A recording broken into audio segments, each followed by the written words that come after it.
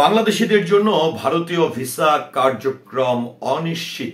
এটি শোনার পর অনেকে যারা ভিসার জন্য অপেক্ষা করছেন তারা অনেকটাই হতাশ হয়ে যাবেন। তবে এই ভারতীয় ভিসা নিয়ে আরেকটি দুঃসংবাদ আছে, সেটি হচ্ছে মেডিকেল ভিসা, অর্থাৎ বাংলাদেশিদের জন্য যে মেডিকেল ভিসা কার্যক্রম ছিল সেটি অনেকটা স্থবির হয়ে পড়েছে। বাংলাদেশিদের জন্য এই যে মেডিকেল ভিসাটি রয়েছে সেই ভিসা না দিয়ে চীনের জন্য এবার ভারত পথ খুলে দিয়েছেন। তার মানে কিসের ইঙ্গিত পাওয়া যাচ্ছে? ভারত কি আসলেই বাংলাদেশিদের জন্য অনির্দিষ্টকালের জন্য ভিসা কার্যক্রম বন্ধ রাখবে? তবে যদি বলতে চাই যে গত 5ই আগস্ট তৎকালীন আওয়ামী লীগ সরকারের পতনের পর সাবেক প্রধানমন্ত্রী শেখ হাসিনা বাংলাদেশ ছেড়ে তিনি ভারতে পাড়ি জমান এবং বর্তমানে তিনি সেখানে অবস্থান করছেন। আর কবে নাগাদ বাংলাদেশিদের জন্য ভিসা কার্যক্রম চালু করা হবে? এই চালু করা হচ্ছে, আগামী মাসে চালু করা হচ্ছে, এই তো আগামী কয়েকদিনের মধ্যে চালু করা হচ্ছে, এমন সংবাদ আমরা সামাজিক যোগাযোগ মাধ্যমে প্রতিনিয়ত দেখছি। এর আগে আমরা দেখেছিলাম ভারতের যিনি হাই কমিশনার রয়েছেন তিনি বাংলাদেশের পররাষ্ট্র উপদেষ্টার সঙ্গে সাক্ষাৎ করেছেন, এমনকি বাংলাদেশের অন্তর্বর্তীকালীন সরকারের প্রধান ডক্টর ইউনূস মহোদয়ের সঙ্গেও তিনি সাক্ষাৎ করেছেন।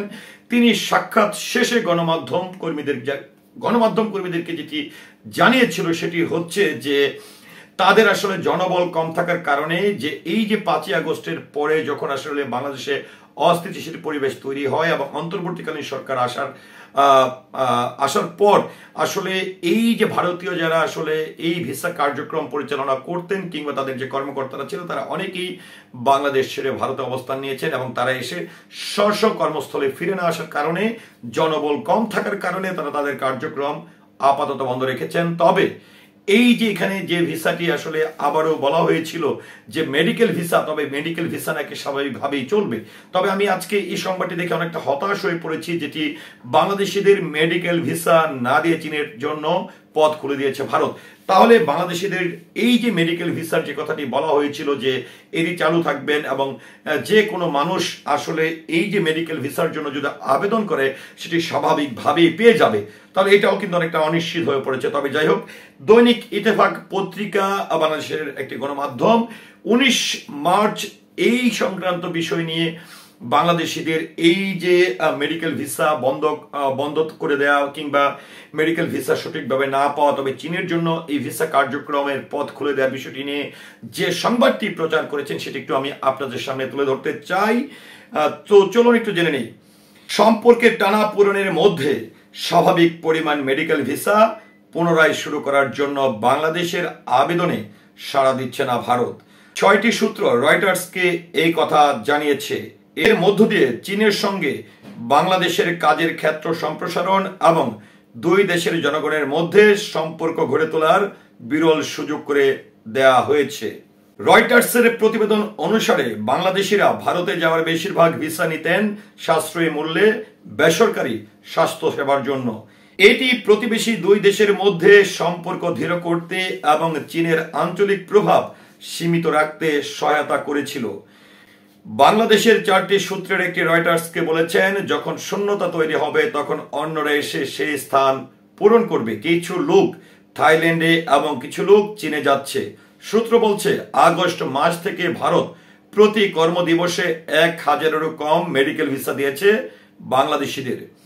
ভারতের দীর্ঘমেয়াদী মিত্র শেখ হাসিনা স্থলাভিষিক্ত হয়ে নোবেল বিজয়ী মোহাম্মদ ইউনূস নেতৃত্ব অন্তর্বর্তীকালীন সরকার আসার পর সম্পর্ক শীতল হয়ে যাওয়ায় ভিসা কমে এসেছে। আগস্টে প্রাণঘাতী বিক্ষোভের ফলে হাসিনাকে ক্ষমতাচ্যুত করা হয় এবং তিনি নয়াদিল্লিতে আশ্রয় নেয়। বিচারের জন্য তাকে দেশে পাঠানোর জন্য বাংলাদেশের অনুরোধের পর ভারত এখনো পর্যন্ত কোনো সাড়া দেয়নি।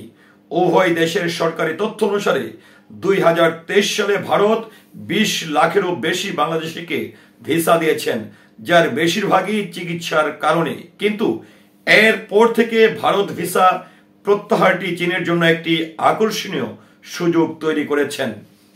চীন রাষ্ট্রদূত ইয়াং ওয়েন বলেন, চিকিৎসা পর্যটন বাজারের সম্ভাবনা অন্বেষণ করার জন্য এ মাসে একদল বাংলাদেশের চিকিৎসার জন্য দক্ষিণ পশ্চিমাঞ্চলীয় প্রদেশ ইউনান সফর করেছেন।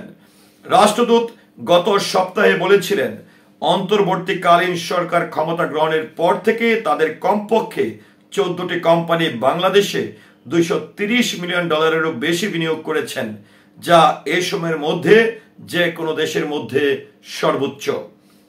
এদিকে বাংলাদেশের কার্যত প্রধানমন্ত্রী ইউনূস এই মাসে প্রেসিডেন্ট শি জিনপিং এর সঙ্গে দেখা করতে চীন সফর করবেন। 2020 সালে হিমালয় সীমান্ত সংঘর্ষের পর চীনের সঙ্গে ভারত ধীরে ধীরে সম্পর্ক পুনঃস্থাপন করছে।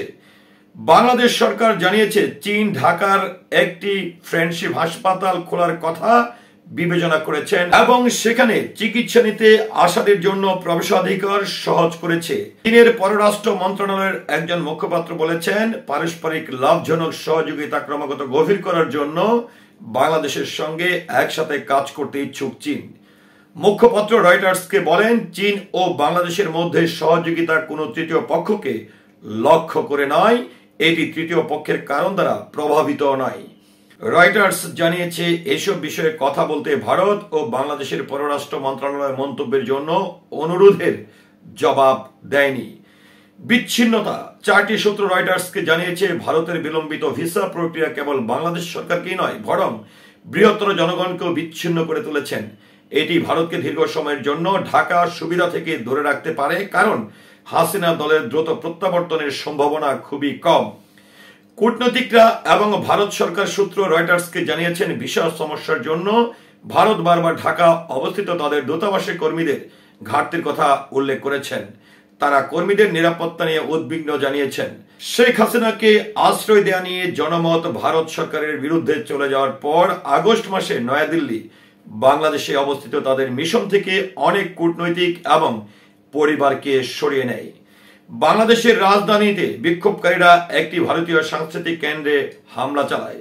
ভারত সরকারের সূত্রগুলো জানিয়েছেন, তারা চায় অসুস্থ বাংলাদেশিরা ভারতের চিকিৎসার সুযোগ পাক।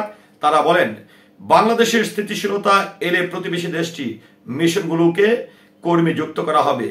বাংলাদেশের স্থিতিশীলতা এলে প্রতিবেশী দেশটির মিশনগুলোতে কর্মী যুক্ত করা হবে। একজন সূত্র বলেন, বাংলাদেশের কঠিন পরিস্থিতি থেকে পালানোর চেষ্টা কিছু লোক আইনের অপব্যবহার করেছেন, যার ফলে মেডিকেল ভিসা কম হয়ে গেছে। এই মাসে ভারতের পররাষ্ট্র মন্ত্রণালয় জানিয়েছেন, বাংলাদেশে তাদের কিছু প্রকল্প ক্ষতিগ্রস্ত হয়েছে এবং উভয় প্রকল্পের পোর্টফোলিওকে যুক্তিসঙ্গত করার বিষয়ে আলোচনা করছে। তবে বাংলাদেশ ও চীনের সম্পর্ক দ্রুতগতিতে এগিয়ে চলছে। একটি সূত্র রয়টার্সকে জানিয়েছেন, ভারত বাংলাদেশের কোনো রাজনীতির সঙ্গে আনুষ্ঠানিকভাবে যোগাযোগ করেননি। তবে বাংলাদেশ জাতীয়তাবাদী দল বিএনপি একজন প্রাক্তন মন্ত্রীর নেতৃত্বে একটি প্রতিনিধি দল সম্প্রতি বেজিং আমন্ত্রণে চীন সফর করেছেন। দুটি ভারতীয় সূত্র রয়টার্সকে জানিয়েছেন, ডক্টর ইউনূস এবং ভারতের প্রধানমন্ত্রী নরেন্দ্র মোদীর মধ্যে প্রথম বৈঠকটি আগামী এপ্রিল মাসে থাইল্যান্ডের একটি সম্মেলনের ফাঁকে অনুষ্ঠিত হবে বলে আশা করা হচ্ছে। জওহরলাল নেহেরু বিশ্ববিদ্যালয়ের আন্তর্জাতিক সম্পর্ক বিভাগের শিক্ষক হেপিমন জ্যাকম বলেন, দক্ষিণ এশিয়া একটি বড় কৌশলগত পরিবর্তনের মধ্য দিয়ে যাচ্ছে, যেখানে চীন অন্যতম বৃহৎ খেলোয়াড় হয়ে উঠেছে। দক্ষিণ এশিয়ার প্রতিটি দেশের সাথে ভারতের ঐতিহ্যবাহী প্রাধান্য নিয়ে প্রশ্ন উঠেছেন। তো যাই হোক, এই যে ভারতীয় ভিসা কার্যক্রমগুলো একের পর এক স্থবির হচ্ছে, কিংবা যেটি বলা হচ্ছিল যারা আসলে মেডিকেল ভিসার জন্য ভিসা আবেদন করবে তাদেরকে ভিসা দেওয়া হবে, কিন্তু সেই ভিসাটিও কিন্তু ভারত সঠিকভাবে দিচ্ছেন না। তবে তারা যে কারণগুলো দেখাচ্ছেন সেই কারণটি নিয়ে কিংবা এই ভিসা কার্যক্রম বন্ধ থাকা নিয়ে আপনার মতামত কি, আশা করছি কমেন্টের মাধ্যমে জানাবেন। অন্যদিকে আরেকটি প্রশ্ন রাখতে চাই, এই যে ভারত তাদের ভিসা কার্যক্রম বন্ধ রাখার কারণে চীনের সঙ্গে বাংলাদেশের সম্পর্ক আরো গভীর হচ্ছে এবং নিবিড় হচ্ছে এবং বাণিজ্যিক সম্পর্ক আরো শক্তিশালী হচ্ছে। তবে সেই দিক থেকে ভারতের অবস্থান কোথায় যাচ্ছে, বাংলাদেশের সাথে ভারতের অবস্থান কি আদৌ ঠিক হবে, নাকি চীন সেই জায়গাটিকে একদমই তারা শক্তিশালী ভাবে তাদের অবস্থান তৈরি করবে? তো ভারত, বাংলাদেশ এবং চীন এই বিষয়গুলো নিয়ে আপনার মতামতকে আশা করছি কমেন্টের মাধ্যমে জানাবেন। সেই সাথে পুরো ভিডিওটির সঙ্গে থাকার জন্য অসংখ্য ধন্যবাদ। আসসালামু আলাইকুম।